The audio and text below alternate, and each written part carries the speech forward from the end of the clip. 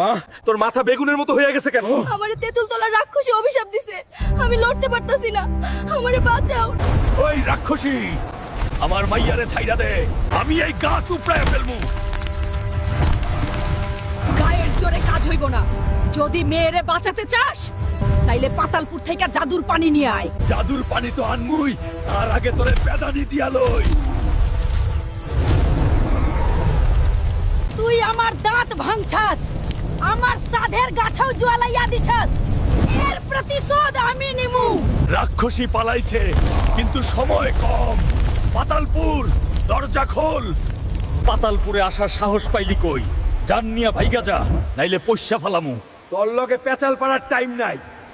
নে ধর, এইবার বালু হ।